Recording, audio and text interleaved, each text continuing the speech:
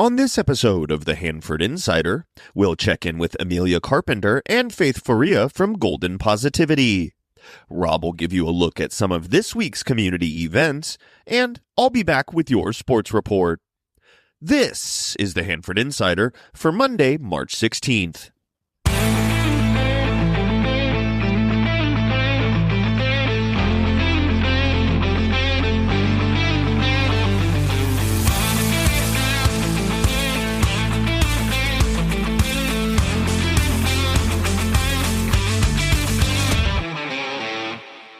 Welcome to the Hanford Insider Podcast, your inside look at the people, places, and stories that make Hanford such a special place to live, work, and explore.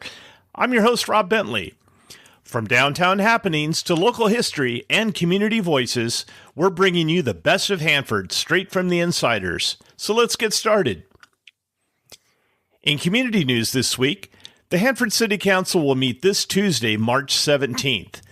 In the afternoon study session, they'll receive the final Winter Wonderland report from the Department of Parks and Community Services, and they'll receive a report about fuel at the airport. In the evening session, beginning at 7, the council will be looking at purchasing additional property for the Public Safety Building Project.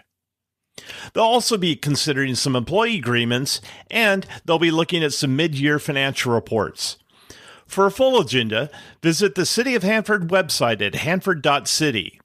And don't forget that if you can't make it to the meeting in person, you can always watch the proceedings live on the city website.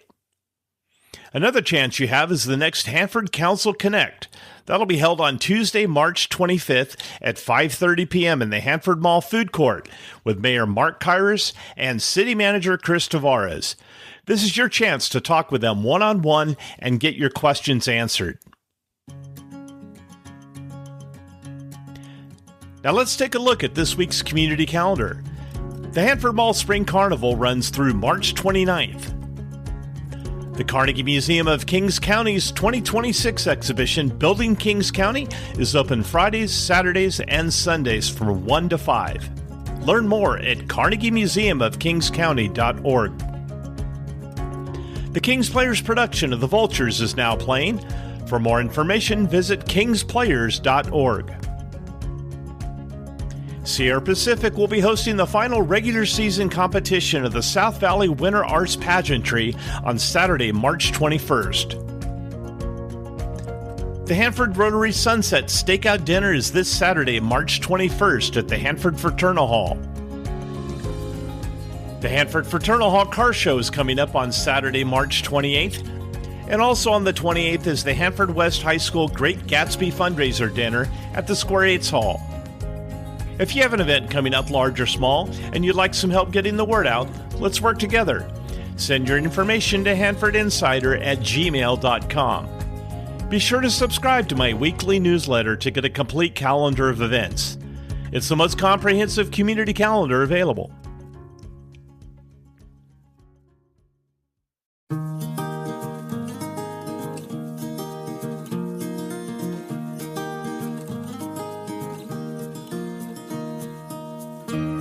This is an interview that I have been waiting a very long time for, and we finally have the opportunity to sit down with Amelia Carpenter and Faith Faria.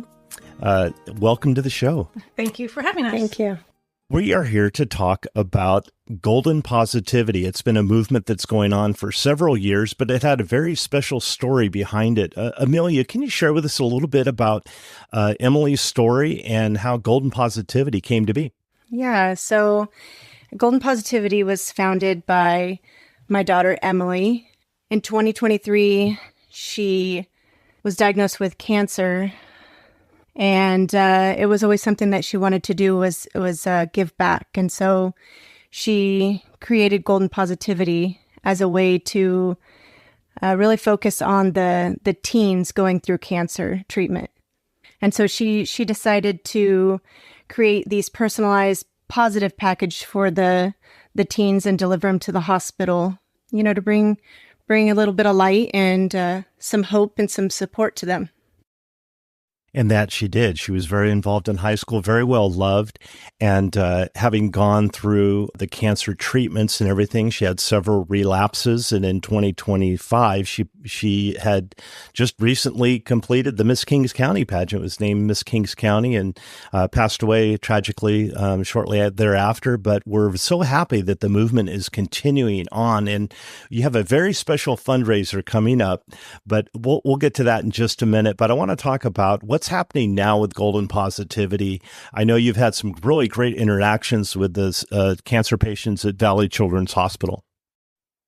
Yeah, so we've been there quite a few times over the last year, delivering positive packages and Legos and a Christmas tree with gift cards. And so the most recent one we went for Valentine's Day. We delivered 3 positive packages and Legos to all the teens there in the clinic and in Craycroft. They were heart-shaped Legos for Valentine's Day that actually Emily's grandpa had found, and the kids really enjoyed them. It was something unique that they didn't have before, so it was kind of neat to see them get excited over that. Yeah, that is unique. So let's bring it kind of personal to the outreach to the cancer patients there. I know that it's touched so many lives, and we see all the stories on social media there on your Facebook and Instagram and websites. Can you maybe share a story or two about patients that you've met and that Golden Positivity has touched? You know, with Emily creating Golden Positivity, it was really a focal point for teenagers. She experienced cancer treatment as a 9-year-old and then again as a 17-year-old. And so the need for some extra focus on the teens was very important. And so with delivering the positive packages, you know, it's always wonderful to see their surprise look, you know, that we purchase these items that they specifically ask for, things that they are into and not just a random gift. And so the appreciation, this last Christmas, we were able to, you know, be a part of a young lady's story out of Visalia. She was on hospice. And so we were able to do a Christmas for her. One of her requests were Beat headphones. And, you know, we allowed her to open the Christmas gifts, you know, in the privacy of, you know, with her mom. And apparently we got the exact color of headphones. And so we had already left the home and we're in the driveway, and her mom came out, and she was so excited and gave us another big thank you that not only did we get the Beat headphones, but the specific color she wanted too. So I think in giving those gifts and seeing the appreciation, because it's not just the appreciation for the packages, it's the appreciation for somebody caring. You know, they know that they're not alone. And so even the appreciation and the hugs that we get from parents, you know, is just icing on the cake. In October, we had another young man, and this one to me was very rewarding. I had never been to deliver a package yet, and you know, he was into fishing, and so we had gotten the fishing books for him to read about, and he was just so excited because he was almost done with his treatment, and he was going to be able to go out and, you know, fish again. And I, as someone not having a child with cancer or going through that, you take it for granted, those things. And what he just wanted to go fishing, you know, like, I'm like, wow, some of the things you can't do, you know, as a teenager with cancer. It was just eye-opening, but it was very rewarding how excited he was so excited about it. So.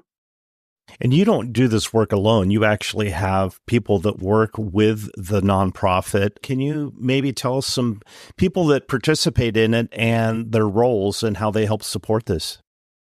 Yeah, so we expanded the board after Emily's passing. The original members were Emily, Bodie Vigario, who's also a childhood cancer survivor, 2 of her really good friends, Isabella Mello and Mia Gillum. They, you know, the original founders. Since we have expanded to myself, Faith Faria, Amy Bush, and Haley Aguida. And so it's not a large board, and we all have full-time jobs. And so we all have now a second job. Yeah. But we've kept it rolling. Yeah. It, continuing her legacy was never a question, but the things that have fallen into place and the people who have, seeked us out got us going a lot quicker and a lot faster than we had anticipated, but all in good. It's been a great thing. So we're very excited for where we're at now. And we have lots of plans to expand from here with nationwide packages. That was something that Emily wanted to get started. Emily was also very passionate about advocacy. So she had been to Washington, D.C. to advocate on Capitol Hill, lobby with the staffers, to really bring awareness to the amount of money that the federal budget, only 8% of the medical federal budget goes to childhood cancer. And so specifically with Emily's treatment for Ewing sarcoma, the treatment regimen is decades old. And so it was very important to her that to bring awareness and to raise more money, more funds. A lot of the treatment that is being approved more recently is coming from foundations like ours that raise money. It's not necessarily coming from the federal government. Yeah.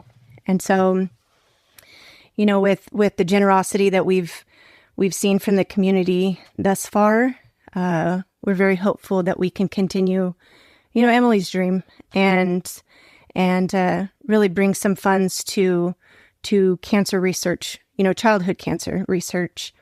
And so with the gala coming up, that's our big fundraiser for the year. And we're hoping to really make some moves in the future. Yeah, that's a great segue. We were just going to go there as far as talking about the gala. So it's on April 18th. Faith, can you give us some details about the event and kind of what's happening? So it is going to be a formal event, but kind of our theme behind it was kind of bringing, Emily was involved with FFA and that type of stuff, and then she became Miss Kings County. So it's kind of tying those two worlds together, basically. Very elegant. We've had amazing donors. The Garcia family donated their facility, which is this beautiful barn out on Kent Avenue. We have so many locals, like totally just handing over donations to us. And so that's how we know that it was meant to be that we do it. But we're going to have raffle prizes, live auction items. It's going to be plated dinners. We're going to be serving food and desserts and dancing to finish it off. And it'll be a wonderful evening. So I think everyone should come out and check it out. Yeah, that's great, because I know you had talked about expanding the outreach to nationwide, and fundraisers like this are so crucial because, as you said, the federal government doesn't necessarily provide funding for these types of activities. It's important that people have a vision and a mission to accomplish the outreach to teenage cancer patients, particularly. Our positive packages are actually quite pricey. They're not pricey, but the things that we put in them are specified to the kids. So if they want an Xbox, we're not just giving them like a few books to read. We're really trying to make that experience for them a little bit more positive while they're, battling chemo. But it's like a personalized backpack, a personalized cup, and then things that Emily thought was useful, like Port Protects, her chapsticks, her, anti-nausea. If you know, you know. If you know, you know. So it also will help with that funding as well, so we can keep those kids happy. So how are ticket sales going? How can people get tickets? And I know you have a lot of different sites, being your website, your Instagram. What are some ways that people can contact you and purchase tickets? You can check us out at goldenpositivity.org. We're also on Facebook and Instagram, and there's a link in our bio, and you can register to get tickets that way. Yeah, I saw that link today on the Instagram account. That's very handy the way that you did that. That's really good. And I think it reaches a whole nother element of society that uses social media to be able to do that. What about an email, phone number, something that you can offer out to people to contact you for tickets? If you're interested in contacting us about and getting more information about the gala, it's goldenpositivity23@gmail.com. We really want to thank everybody who has donated, to support our cause and to continue Emily's legacy. The generosity from the community has been, overwhelming, and we're looking forward to the gala, and we anticipate it to be successful. And just thank you. Well, thank you for coming on the show, and I'll have all of those links in the show notes so people can just click on them and get your email and website and social media accounts. But again, thank you so much for coming on the show, and I wish you the best of luck at your event on the 18th. Thank you for the support. Appreciate it. And now it's time for Hanford Insider Sports with Eric Bentley.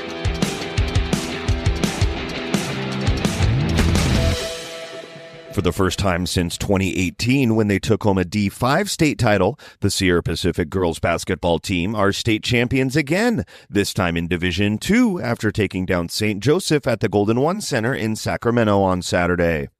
In order to get there, though, the Golden Bears had to win one more time at home in the regional finals game against Oakland Tech on Tuesday. And the Bulldogs gave Sierra Pacific all they could handle, but it was the Golden Bears emerging victorious 66-62 in overtime to advance to the state championship game. In that state championship game against St. Joseph's, the Golden Bears dominated the first quarter, outscoring the Knights 20-9 in the frame. And thanks to 13 first-half points from game MVP Lila Love, Sierra Pacific held a 2-point lead at the half. St. Joseph's would tie the game early in the third quarter, but the dominance of the ION sisters proved to be insurmountable for the Knights in the end as the trio combined for 39 points, 21 rebounds, and 10 assists in the game as Sierra Pacific claimed the state title 56-47. After an 0-6 start to their season, the Golden Bears finished the year on a 13-game win streak, repeat as Division II section champs, and claim their first Division II state title in school history. A big congratulations to the Sierra Pacific girls basketball team on their historical season.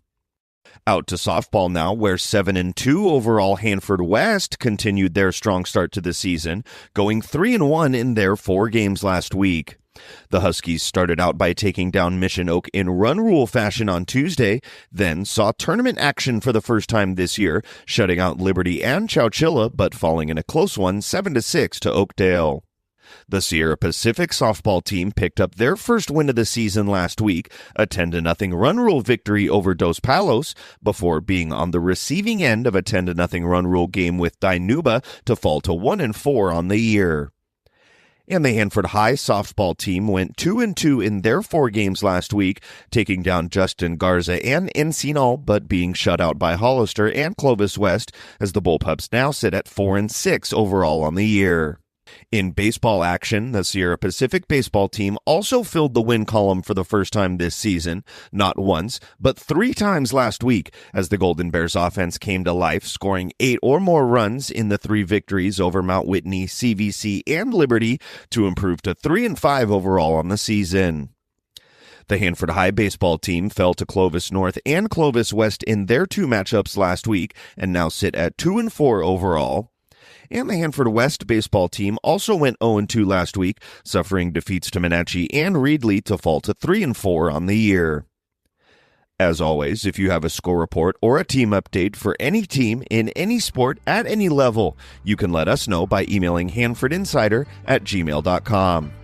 I'm Eric Bentley, and this has been your Hanford Insider Sports Report.